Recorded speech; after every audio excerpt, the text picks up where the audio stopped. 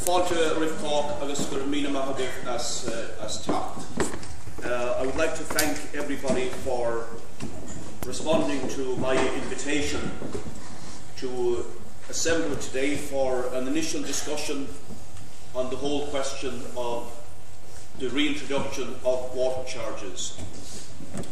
And I see today as just an important discussion, but a very initial discussion. And I would like to thank everybody for coming. We have a good representation. I see public representatives here from Cork, from Tipperary, from Drogheda, from Dublin. I see veterans of the campaign of the 80s and 90s, including the granddaddy of us all, Larry Doran, a great veteran from the 1990s and various court battles, and others as well, activists from different left groups and parties, community activists, and I think that I'm very happy with the representation and the attendance that we have. Now, as you know, for several months, various sources, from the Minister for the Environment to political correspondents to editors in the main newspapers, have been affirming that water charges will be introduced in the period ahead, 13 years after their abolition, which, if you remember, in December of 1996 was announced and represented the culmination of a massive campaign of people power, the non-payment campaign, the boycott of the water charges, a mammoth struggle where the power of people, of communities, of the working class won out in having what was a hated double tax successfully abolished. Now, of course, the reimposition of the water charges is being threatened against the background of the enormous crisis of Irish and European capitalism, where the decision has been taken and is being actively implemented that it is working people, pensioners, the poor and the unemployed who will carry the brunt of that crisis. That is already being implemented in many different ways, and the reintroduction of water charges would simply be another part of that particular strategy, to impose on working people again a new stealth tax, essentially, that could be anything from €500 a year to 700, perhaps eventually up to €1,000, and can also involve down the line, as they did with the refuse collection service, the move to privatisation of the water services. Now, dear friends, I've just explained what how I envisage the organisation of the day. Happily, you will hear very little from me in the course of today. I would like to have the meeting in two parts. An initial discussion on the more general issues that are raised here in terms of taxation, how water charges fits into the general background in that regard. I'm very pleased to have Michael Taft, the Chief Researcher with the Union, will introduce on that particular matter.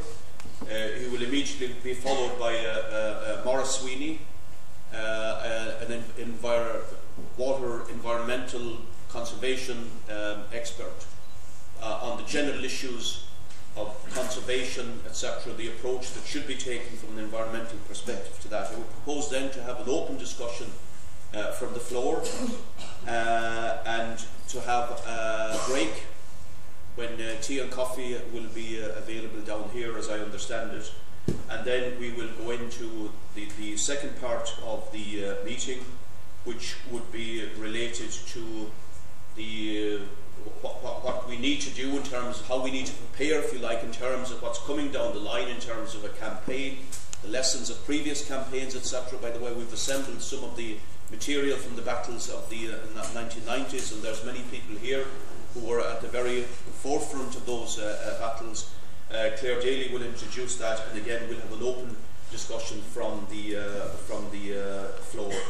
I would like, without further ado, therefore, to introduce Michael, and Michael brings a message of support from Jimmy Kelly, the Regional General Secretary of Unite the Union, to the effect that the policy of that union is absolute opposition to the reintroduction of water charges, and the willingness of Unite the Union to work in hand with the groups and the organisations and the campaigns that will be opposing it.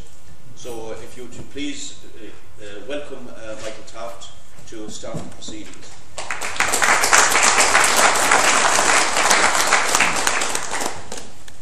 want to thank the invitation to come here and talk. I won't actually read out the statement because Joe covered it, but I think everybody should be assured of Unite's policy of opposition to the water charges, and as Jimmy wrote in his statement, to enthusiastically work with all parties, organisations and individuals to stop the what is really one more attack on the living standards of working people.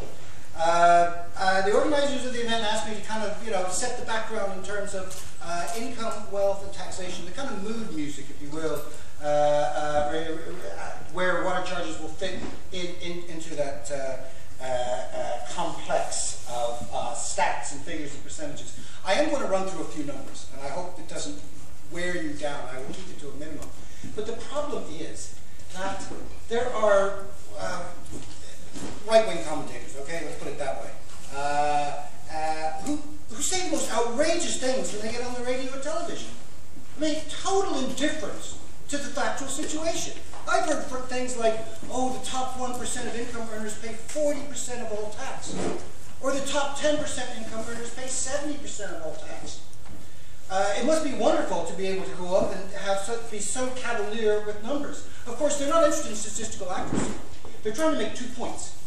They're trying to first say that somehow the current current tax system that we have is really progressive, uber progressive. And we dare not, tip it over into, I don't know, some sort of extremist type of model.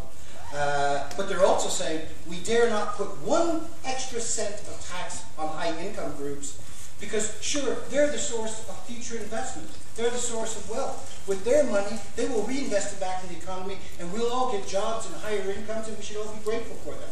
So, don't go after the high income groups. Well, it's, thankfully I can come here and have a fact-based conversation with you. First off, they do use statistical manipulation. It comes from the Revenue Commissioner's tables. I won't bore you with the deconstruction of that if you want to get into that later. But suffice it to say that what they do is they take one little stat from one little table, which even the Revenue Commissioner says is not really representative of the whole thing, and they don't even bother reading the Revenue Commissioner's copious footnotes about how all the income that is not counted in that.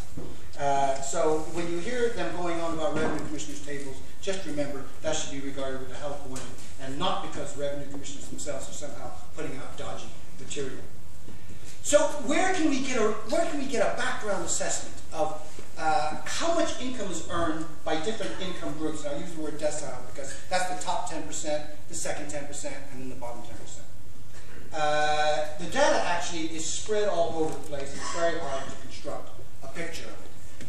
In fact, data collection on income and wealth in Ireland is one of the poorest in Europe, or indeed in America, Canada, or Australia. However, there is one data source that is accepted throughout Europe, and that is the EU survey on income and living conditions. That is a survey which is done in each of the EU 25 states. There are still shortcomings with it. There are some income that's not counted. There are some certain methodological shortcomings, but nonetheless, it's fairly comprehensive because it has a wider look at income and tax. So let's first deal with how much taxes people pay. You see over there, the top 10% income earners, and we can't break it down any further. They take 31% of all income in the state and pay 38% of all tax in the state. And that's just income tax and PSI. The one hole in this data is they don't count a lot of capital income or capital taxes. If they did,